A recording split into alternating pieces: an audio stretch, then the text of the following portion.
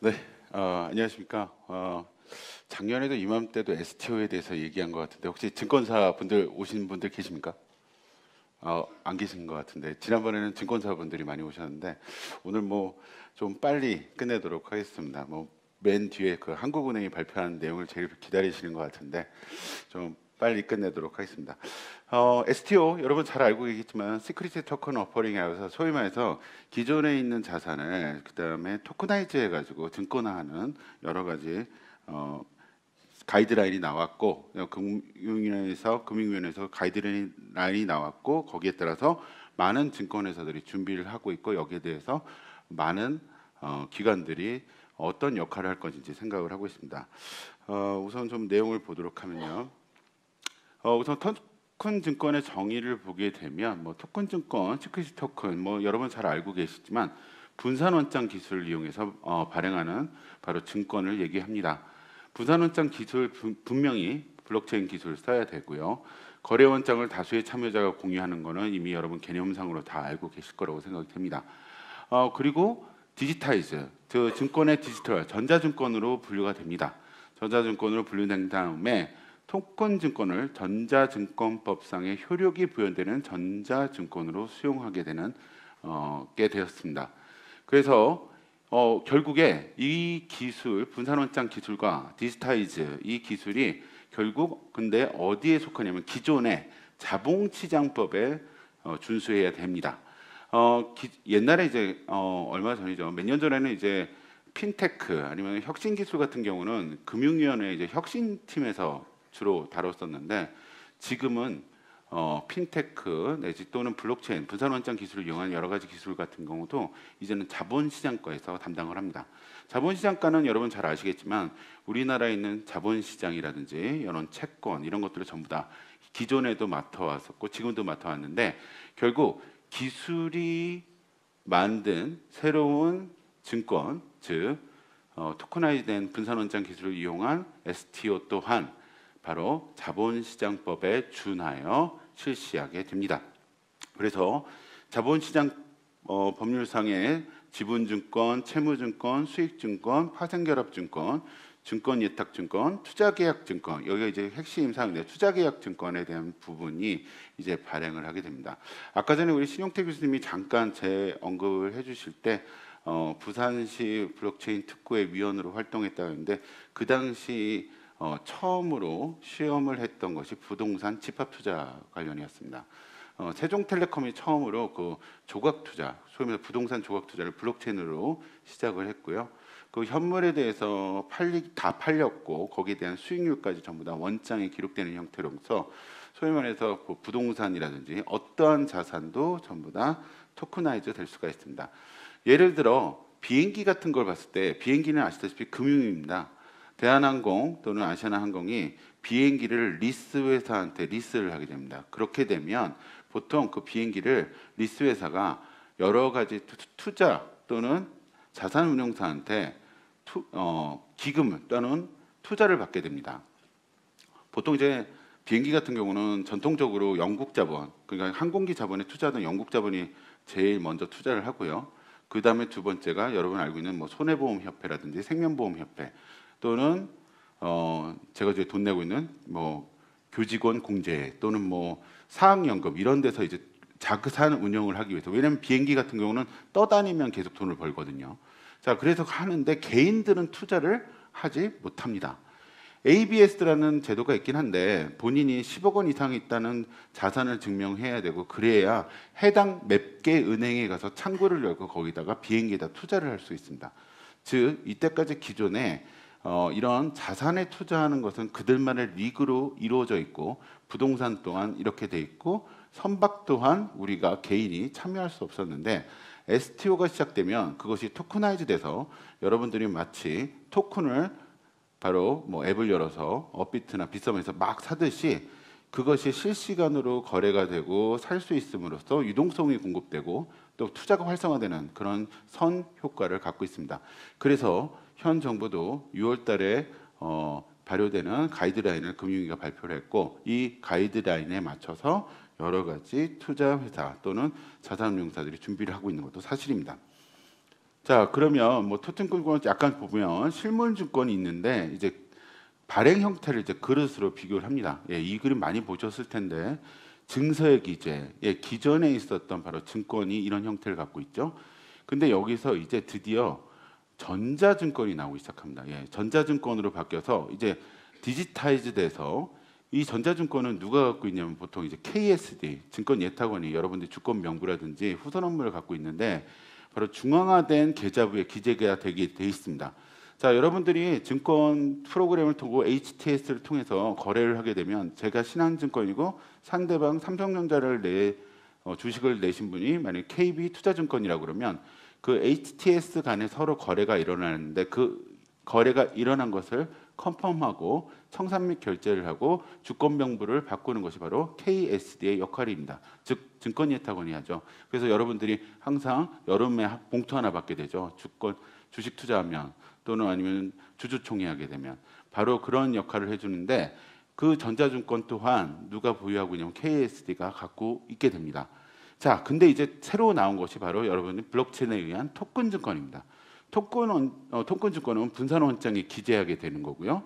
이 기재에 따라서 결국 이것도 전자증권으로 보기 시작해서 자본시장법화의 전자증권으로 보게 된 겁니다. 자, 그럼 왜 중요한지 한번 볼까요? 자, 한번 개념을 한번 보도록 하겠습니다. 예, 기존 증권이 이제 투자계약증권으로 바뀌는데 위의 증권의 권리를 나타내지 못할 경우에 대비한 보완적 성격을 갖고 있습니다. 정의가 모호한 이유는 애매한 것들의 자산을 여기다가 발행을 합니다. 보통 콘텐츠가 될 수도 있고요. 자, 어떤 저희 영화를 만드는데 영화의 프로덕션에 자금이 필요한다든지 투자를 받는다든지 이런 경우 토크나이즈해서 이 토큰을 사게 돼서 나중에 배당이라든지 투자 수익률을 받게 되는 거죠. 여러 프로젝트가 이제 바로 증권화될 수가 있다는 얘기를 합니다. 기존에 뭐 조각 투자라는 거는 보통 이제 그림을 생각하거나 뭐 여러 가지 이유가 있긴 했는데 이 STO는 증권성 여부를 이미 알고 있고 그래서 자본시장법에 의해서 움직이는 여러분이 가지고 있는 어떠한 자산도 다 토커나이즈 할 수 있는 부분이 됩니다.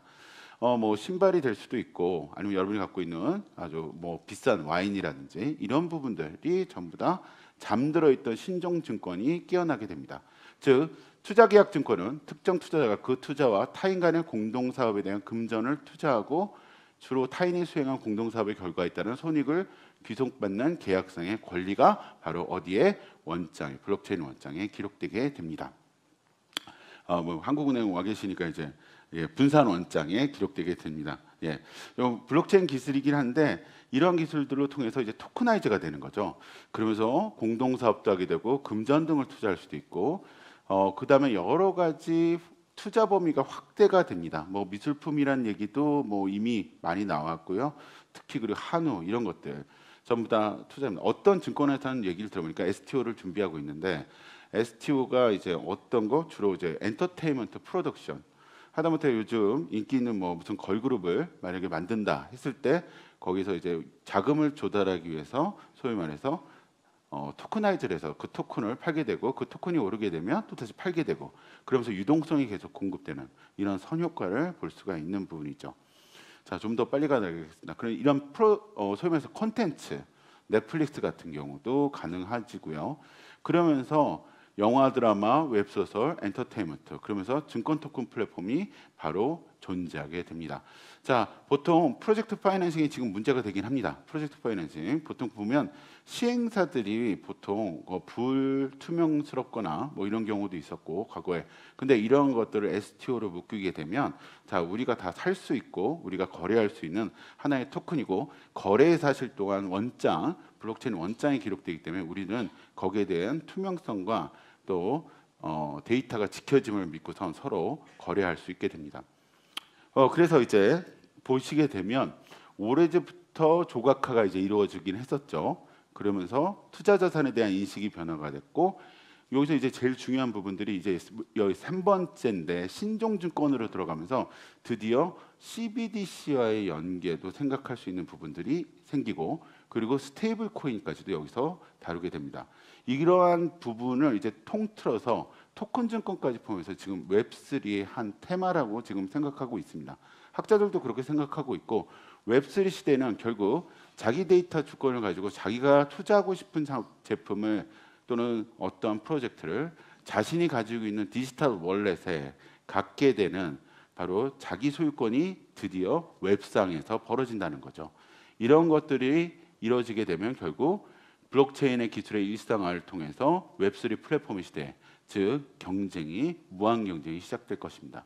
어떠한 자산이 보통 이제 어떤 부동산 투자 증권회사인데 증권회사는 아니죠. 부동산 회사인데 같이 증권회사가 갖고 있는데 만약에 방콕의 하얏트 호텔이 매물로 나왔을 때 우리가 그 호텔을 투자하고 싶을 때 우린 투자를 못합니다. 외국에 있기 때문에. 그런데 CBDC가 서로 연결돼 있거나 아니면 어떠한 투자의 환경이 돼서 우리가 그 토큰을 마치 거래소에서 사듯이 사게 되면 그것을 매수하게 되고 거기서 나오는 수익은 우리가 가져가게 되는 거죠. 이렇게 되면 결국 이미 바더는 없어졌다, 국경은 없어졌다고 하는데 확실히 이제 파이낸스에 대한 국경 또한 다 무너지게 되는 거죠. 오직 우리가 존재하는 블록체인에 의한 플랫폼, 데이터가 지켜지는 블록체인 플랫폼만 믿은 상태에서 우리의 소유를 주장할 수 있는 웹3의 개막이 열려집니다. 자, 그래서 보통 이제 하시려면 이거 규제 샌드박스 이용할 수밖에 없습니다. 지금 현행 법상으로는. 근데 솔직히 개정안이 나오긴 했는데 아니죠. 안이 나왔는데 없어질 것 같습니다. 왜냐하면 이제 새로 국회가 열리기 때문에 이제 폐기될 것 같아요. 개정안에 대한 부분들. 근데 그러면 기존에 있던 자본시장법에 의해서는 규제 샌드박스를 이용할 수밖에 없습니다. 어떠한 소위 말해서 어떠한 자산을 토크나이즈 한다고 치시면은 자, 그러면 어떤 방식이냐면 여러 가지 규제 샌드박스가 다 있는데요. 이 중에서 어떤 것을 고르실 건지는 잘 모르겠으나 금융위원회에서 하는 거는 이제 핀테크 금융혁신법에 의해서는 규제 샌드박스를 선택을 하시거나 아니면 바로 중기부가 제일 하고 있는 저는 이제 이쪽 일을 많이 해서 그런지 이쪽에서는 그것이 금융이 됐던 아니면 일반 산업이 됐던 중기부는 좀 이렇게 문호가 열려져 있습니다. 소위 말해서 중기부의 규제 샌드박스를 이용해서 그 샌드박스를 통해서만 또 이제 규제 특례를 받아서 바로 STO를 시작할 수가 있습니다. 지금 현행법상으로는 지금 그렇게 되어 있습니다. 그래서 이제 하게 되면 실증 특례를 통해서 나중에 시장에 출하되고 임시 허가를 받게 되어서 결국 정식 허가 그리고 중기부는 거기에 따른 법 개정을 하는 것이 중기부의 목표입니다. 이러한 부분들이 있는데요. 지금은 어쨌든 규제 대상이고 그러려면 STO를 하시려면 규제 샌드박스를 이용하는 방법밖에 없습니다. 자, 그러면서 금융위원회는 여러 가지가 이미 실시가 되었습니다. 주로 부동산을 가지고 했습니다. 왜? 부동산이 그나마 믿을 수 있는 자산이고 눈에 보이는 자산이기 때문에 부동산을 가지고 STO를 발행한 경우입니다. 그러면서 여러 샌드박스, 결국 샌드박스를 다 이용할 수밖에 없었고요. 이러한 부분들을 봤을 때 우리가 이제 STO, 이게 이제 바로 모델인데요. 소위 말해서 투자자가 디지털 자산 거래 플랫폼에서 이게 제 세종텔레콤 부산에서 했던 부동산 집합 투자 사례인데요. 그 부산역에서 내리시면 오른쪽에 제일 깨끗하고 아주 큰 빌딩이 있습니다. 삼성생명 빌딩인데요. 그 빌딩을 바로 토크나이즈 했습니다. 그래서 샀습니다. 제가 알기로는 한 이틀 만에 완판인가? 한 며칠 만에 거의 짧은 기간에 완판이 되는데 수익률이 꽤 나온다고 합니다. 이자, 소위 말해서 은행 이자율보다. 그때가 바로 규제자율 특구, 즉 규제 특례를 받아서 실시했던 부분입니다. 여러분들이 그걸 사고 그것을 또 토큰을 팔 수가 있습니다. 누구한테나. 거래 활성화가 되는 거죠. 그래서 부동산 쪽에서는 많이 이미 시도가 됐고 이러한 모델을 가지고 했습니다. 임대 수익 또한 블록체인 분산 원장이 기록돼서 서로 나눠 가질 수 있게끔 이렇게 됩니다.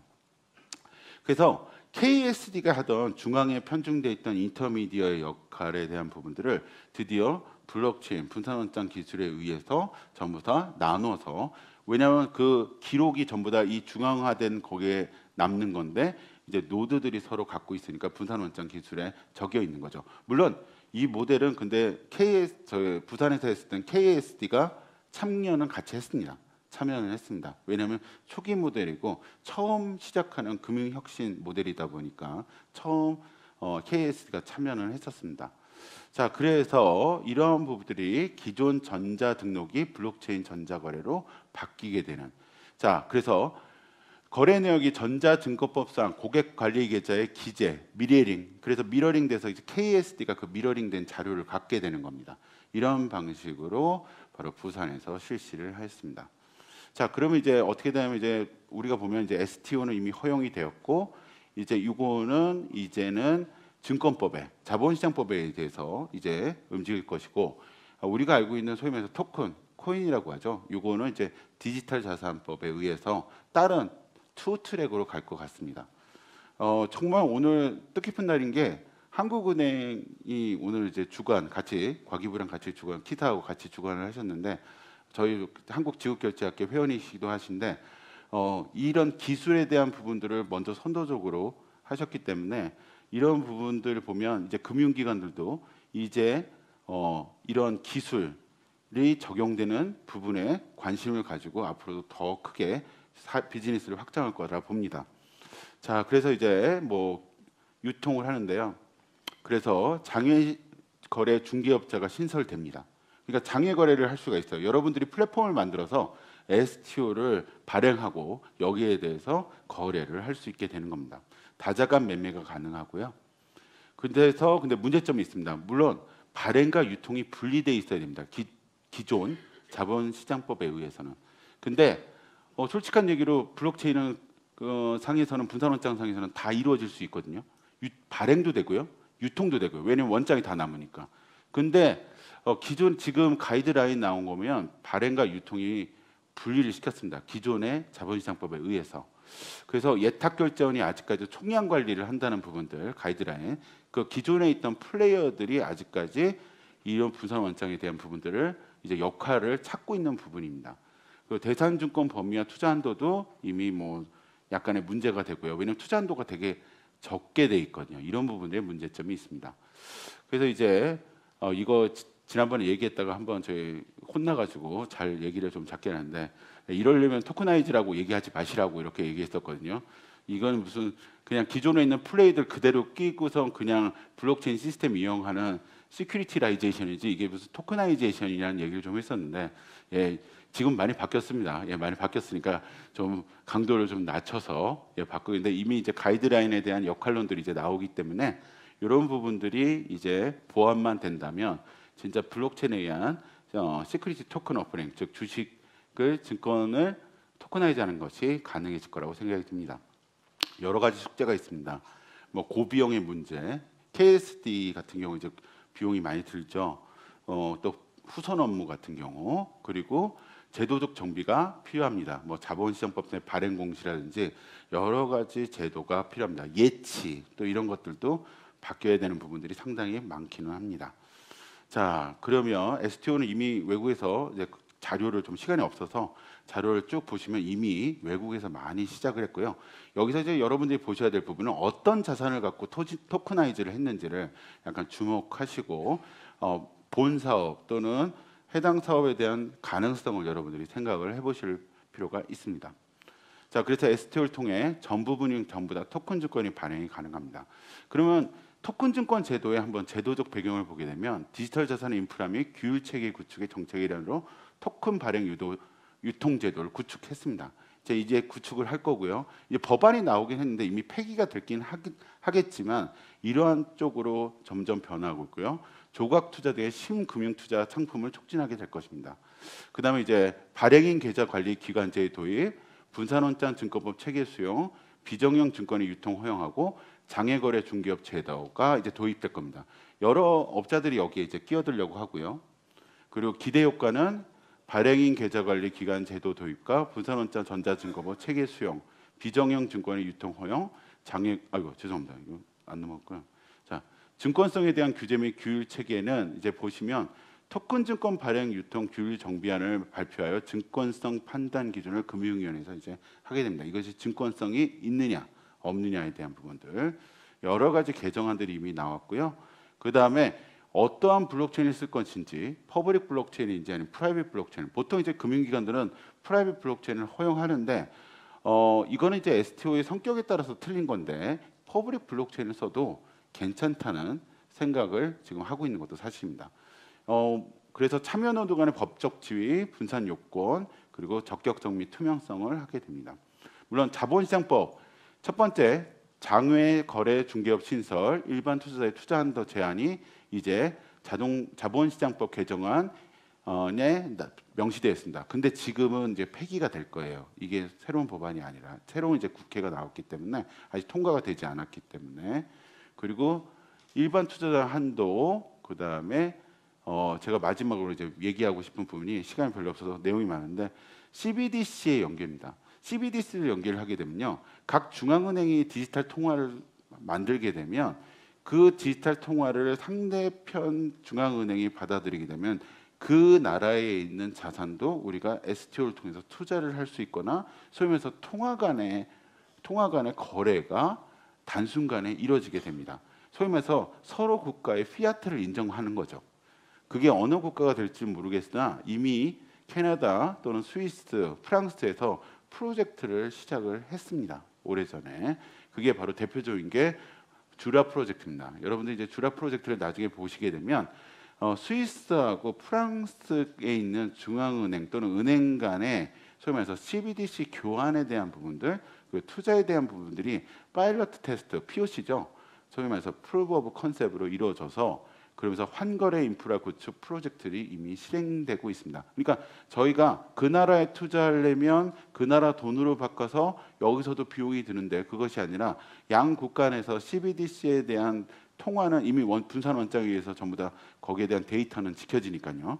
그냥 이 부분에 대해서 서로 양국 간의 협정이라든지 보통 이제 은행과는 지급 보증이 돼 있어가지고 먼저 내주는 건데 이 각 국가 간의 중앙 통화가 CBDC가 이제 교류가 된다면 STO도 그쪽 플랫폼에서 우리가 웹3 환경에서 투자를 할 수 있는 거고 일본에 가서 투자를 할 수 있는 거죠. 얼마 전에 갔더니 제가 제일 좋아하는 위스키가 이제 그 선토리 히비키인데 없습니다. 예, 그래서 선토리 히비키가 옛날에는 그냥 면세점 가면 한 200불, 300불 주고 샀던 게 지금은 중국 사람들이 다 사가지고 인플레이션이 돼가지고 이제는 사지도 못합니다. 없습니다. 근데 그런 것을 갖고 있었다면 벌써 자산이 바로 이득을 보면서 오는 거죠. 자, 이런 것들 대량으로 샀다면 더 이득을 볼 수도 있고 내가 그러한 사람을 일본에 있는 중앙은행이 발행한 CBDC와 제 원화의 CBDC가 만약에 KRW가 소위 말해서 교환이 된다면 환 거래를 할 때의 비용이라든지 시간 이런 것들이 전혀 필요 없게 되겠죠. 자, 이게 주라 프로젝트입니다. 예, 주라 프로젝트 이제 보게 되면 여러 가지 각 국에 있는 그 통화, 스위스하고 프랑스가 이렇게 했고요. 여러분들 이 내용 보시면 지금 많이 진행이 됐거든요. 그래서 금액이라든지 예치 금액 이런 것들이 전부 다 됐기 때문에 한번 찾아보시면 솔직히 네이버는 잘 안 나옵니다. 구글링 하셔야지만 영문으로만 쭉 나와 있는데요. 이 프로젝트 보시면 STO도 연계가 지금 시작이 됐다는 부분들을 보실 수 있습니다.